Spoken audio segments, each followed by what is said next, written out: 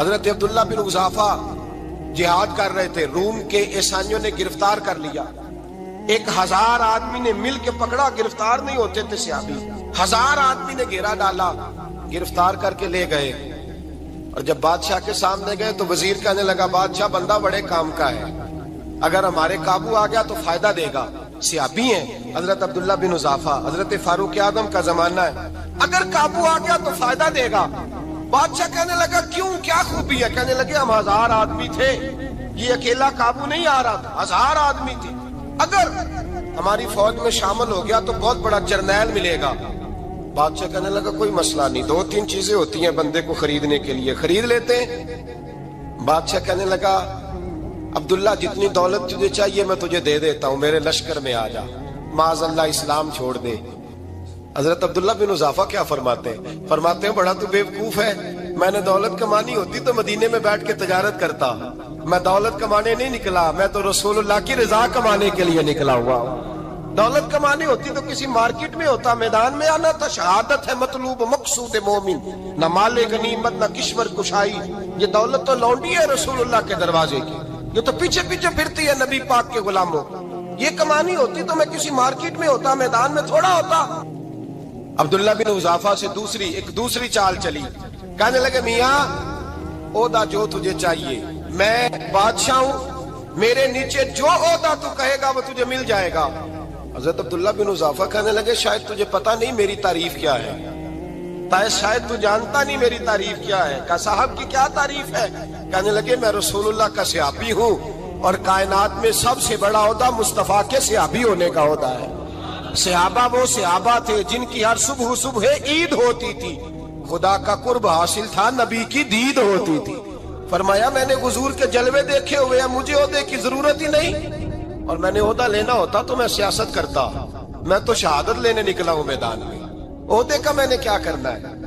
اب بادشاہ کہنے لگا اسے قتل کر دو۔ وزیر کہنے لگا نہیں، ایک بات اور ہے، مجھے ایک چال اور چلنے دو۔ کہا وہ کیا؟ کہنے لگے میری بیٹی بڑی خوبصورت ہے، مجھے موقع دو اپنی ہی بیٹی کو سجا بنا کے، وہ جوان جس کی جوانی اتنی بڑی ہے کہ 1000 آدمی مقابلے میں کھڑا نہیں ہوتا، اس جوان کے کمرے میں رات کی تنہائی میں بنا سوار کے بی بی کو بھیجا۔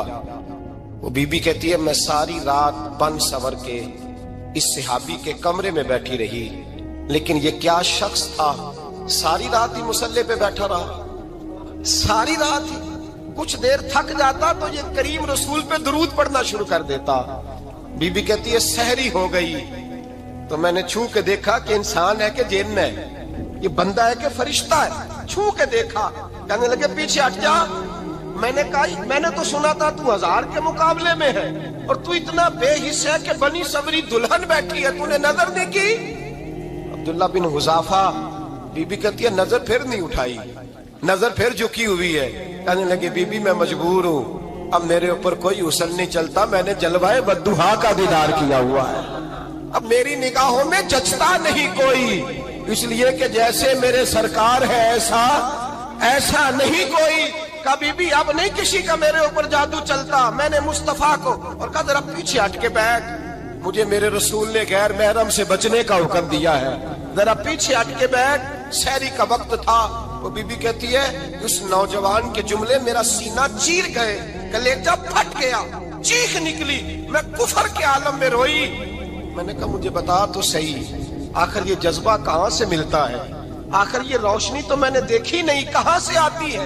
ایک میرا باپ ہے جو بنا سور کے مجھے تیرے کمرے میں چھوڑ گیا، بتلا یہ کہاں سے کیف آتے ہیں؟ عبداللہ بن حذافہ کہنے لگے اگر کیف لینا ہے تو بھی میرے مصطفیٰ کا کلمہ پڑھ جا، آجا دروازے رسول پہ جھک جا، مل جائے گا۔ سویرے دروازے پہ باپ آیا بیٹی سے رزلٹ لینے، دروازہ کھولا تو بیٹی نقاب پہنے باہر آئی۔ باپ کہنے لگا کیا بلا؟ کہنے لگی پیچھے ہٹ جا، تو غیر محرم ہے، کافر ہے، میں مسلمان ہوں۔ اس نے کہا کیا ہوا؟ کہنے لگی تیرے جیسے کو باپ کہوں، تیرے جیسے کو جو مجھے استعمال کر رہا تھا، میں تجھے باپ نہیں مانتی، میں اب رسول والی ہو گئی، میں حضرت فاطمہ کی کنیزہ ہو گئی، میں اب نبی کریم کی خادمہ ہوں، خبردار میرے قریب نہ آنا۔ یہ دعو بھی ناکام ہوا۔